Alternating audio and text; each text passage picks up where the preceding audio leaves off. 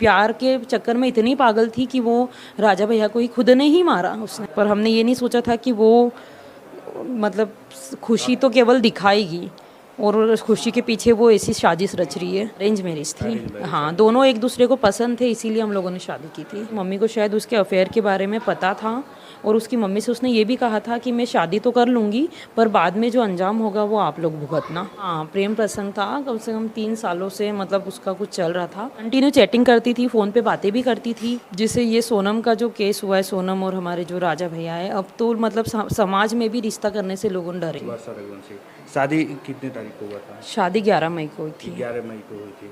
और लड़की कब आई थी आपके घर? वो 11 मई को शादी होके 12 तारीख को सुबह आई थी हमारे 12 घर। तारीख को सुबह आई थी। हाँ। हनीमून के लिए लोग कहाँ गए थे? हनीमून के लिए ये लोग मेघालय गए थे 20 तारीख के दिन। 20 तारीख को। और ये घटना कब पता चली कि मतलब कैसे? इनके जब 23 तारीख को फ़ोन बंद हुए उसके बाद हमने ये सोचा कि शायद नेटवर्क इशू के कारण फ़ोन नहीं लग रहा होगा, तो 23 तारीख को तो हमने ज़्यादा कोशिश नहीं की। पर 24 को लगा हमें कि फ़ोन अभी तक बंद है। उसके बाद फिर हम 25 को तो मेरे हस्बैंड जो है विपिन रघुवंशी और सोनम के जो भाई है गोविंद रघुवंशी, वो दोनों भोपाल के लिए निकले। भोपाल से उन्होंने दिल्ली की फ़्लाइट ली, दिल्ली की फ़्लाइट से वो गुवाहाटी गए। राजा कितने भाई थे? ये लोग 3 भाई हैं। 3 भाई थे। राजा सबसे बड़े थे? सबसे छोटे थे वो। सबसे छोटे थे। हाँ। और सबसे छोटे लड़के की शादी? हाँ, सबसे छोटे हमारी लास्ट शादी थी। लव मैरिज शादी थी कि नहीं नहीं, अरेंज मैरिज थी। हाँ, दोनों एक दूसरे को पसंद थे, इसीलिए हम लोगों ने शादी की थी। दोनों एक हाँ, दोनों एक दूसरे को तो पसंद जब थे। एक दूसरे को लोग पसंद थे तब फिर क्यों ऐसा चीज़ है? शादी होने के बाद भी कुछ आपको दिखा ऐसा कुछ? नहीं, देखिए उसकी जो मम्मी है, हमने ये सुना है कि उसकी मम्मी को शायद उसके अफेयर के बारे में पता था और उसकी मम्मी से उसने ये भी कहा था कि मैं शादी तो कर लूँगी पर बाद में जो अंजाम होगा वो आप लोग भुगतना। हाँ, पर उनकी ये इच्छा थी कि समाज में सोनम शादी करे, तो उसने शादी तो कर ली पर उसने बाद में ये चीज़ें। सोनम खुश नहीं थी इस शादी से? हाँ, अब सुनने में आया कि वो खुश नहीं थी, बाकी हमें तो ऐसा नहीं लगा कि वो खुश नहीं थी। शादी तो उसने देखने के लिए खुशी था। हाँ, और अंदर से वो शादी नहीं हाँ, अंदर से उसके मन में कुछ और ही प्लानिंग चल रही थी। सोनम का पहले प्रेम प्रसंग था? हाँ, प्रेम प्रसंग था। कम से कम 3 सालों से मतलब उसका कुछ चल रहा था। तो और शादी के पहले नहीं पता चला था आप लोग को 3 साल? नहीं, हमें पहले नहीं पता था, क्योंकि अब कैसे पता चलता। वो अच्छे से राजा भैया से बात करती थी, शुरू में नहीं की थी, बाकी फिर वो बात करने लगी थी राजा भैया से।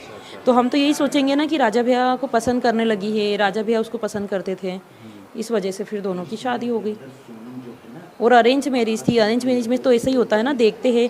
और खासकर स्पेशली समाज में थी, ऐसा नहीं कि किसी और समाज में थी, समाज की थी। और भी हमारे रिलेटिव्स, उसके रिलेटिव्स मतलब एक दूसरे को अच्छे से जानते थे और फिर ऐसे ही उनकी शादी हुई थी। क्या चैटिंग किसी और से करती थी? चैटिंग देखिए, वो उसका बिजनेस था तो वो कंटिन्यू चैटिंग करती थी, फ़ोन पे बातें भी करती थी। पर हमें तो यही लगा ना कि शायद बिजनेस है तो किसी कस्टमर से बात कर रही होगी, किसी कस्टमर से चैटिंग कर रही होगी। तो चैटिंग दिन में रात में भी करती थी? हाँ, देखिए रात में तो नहीं देखा, दिन में वो हमारे साथ रहती थी, तो दिन में तो वो मोबाइल चलाती थी। अच्छा। कॉल पे भी बात करती थी? हाँ, कॉल भी आते थे उसके हम तो कैसा बिजनेस था उनका? उनका सनमाइका का बिजनेस है। सनमाइका का business हाँ, था। प्लाईवुड, सनमाइका, ये सारी चीज़ों। क्या ऐसी महिलाएं सिंदूर को कलंक कर रही हैं? बिल्कुल, ऐसी महिला ही पूरे महिला समाज को कलंकित कर रही है, सिंदूर को कलंकित कर रही है। मुस्कान और सोनम जैसी महिलाएं ही मतलब पूरे समाज को पूरा नाम बदनाम कर रही है। ऐसे संदेश लोगों के बीच में गया, क्या लोग सोच रहे हैं कि ये पति पत्नी का रिश्ता? और अब ये जैसे ये सोनम का जो केस हुआ है, सोनम और हमारे जो राजा भैया है, अब तो मतलब समाज में भी रिश्ता करने से लोग डरेंगे कि कैसे हम रिश्ता करें, क्योंकि हम लोग उन्हें अच्छे से जानते थे। मतलब दूसरे के थ्रू हमें यही कहा गया कि बहुत अच्छा परिवार है, बहुत अच्छी लड़की है और समाज की है। उसके बावजूद ये चीज़ें देखने को मिली है, तो अब कैसे विश्वास करेंगे। सोनम की बेवफाई में राजा की जान चली गई?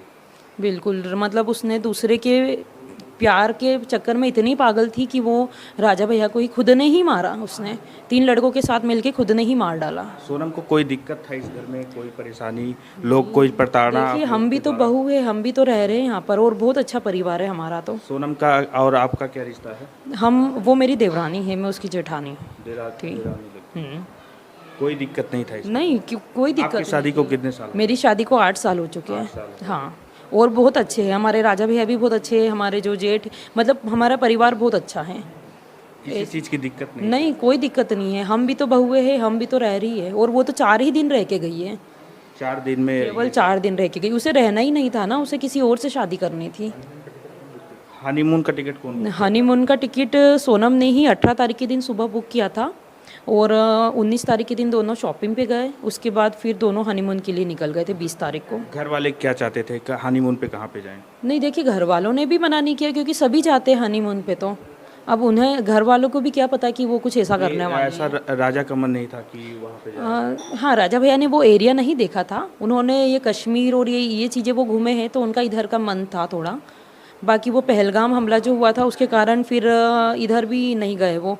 फिर सोनम ने कहा कि माँ कामाख्या देवी के दर्शन करने चलते हैं। लास्ट टाइम राजा से क्या बात हुई थी आपकी? लास्ट टाइम में मम्मी की बात हुई थी हमारे, मम्मी और राजा भैया की बात हुई थी, यही हुई थी। वो डबल डेकर से ऊपर चढ़ रहे थे, उन्होंने यही कहा था, वो केले खा रहे थे, उन्होंने यही कहा था मम्मी डबल डेकर मतलब हम लोग ऊपर जा रहे हैं और वो थक गए और देखने लायक चीज़ें हैं यहाँ पर, और अब मैं देखता हूँ क्या है और देखने लायक चीज़ें, नहीं तो फिर यहाँ से निकल जाऊँगा। आपकी कुछ बात हुई थी? नहीं, मेरी राजा भैया से कोई बातचीत लास्ट टाइम कब बात हुई थी आपसे? नहीं। मेरी तो घर पे ही हुई थी। हाँ, नॉर्मली जो बात होती है घर। उनको ऐसा कुछ डर नहीं लग रहा था कि मेरी पत्नी मेरा ही जान ले लेगी? नहीं नहीं, देखिए ऐसा हल्का सा भी यदि कुछ डाउट होता तो वो किसी को बताए या नहीं बताए, उनके 2 भाइयों को ज़रूर बताते हैं। बाकी ऐसा कुछ नहीं था, वो घर से रैपिडो करके चले गए क्योंकि सुबह का टाइम था, 2 ही भाई उठे नहीं थे, तो वो उन्होंने रैपिडो करी और वो चले गए थे। उनको डर नहीं था कि मतलब हमारी नहीं, ऐसा कोई डर नहीं था। वो पत्नी के साथ तो देखो जाते ही है ना हनीमून बनाने, तो फिर उनको डर कैसा? अब ये नहीं पता था ना कि वो उसके माइंड में क्या चल रहा है। अब उसके माइंड में तो कुछ और ही चीज़ें चल रही थी, उसकी तो सारी प्लानिंग थी। उसने जिसने 3 लड़कों ने मारा है उनको पहले ही भेज दिया था ट्रेन से। शादी का राजा भैया का वीडियो बहुत वायरल है कि बहुत खुश दिख रहे थे।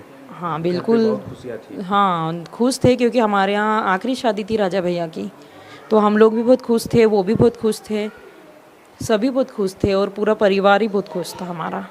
पर हमने ये नहीं सोचा था कि वो मतलब खुशी तो केवल दिखाएगी और उस खुशी के पीछे वो ऐसी साजिश रच रही है। आखिरी शादी थी? आखिरी शादी थी, सबसे छोटे थे वो सबसे छोटी। तीनों भाइयों में, और बहुत लाड़के थे।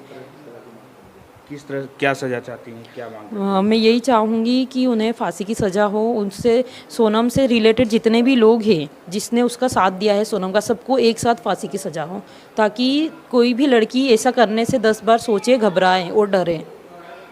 मैं यही चाहूँगी कि उन्हें फांसी की सज़ा हो।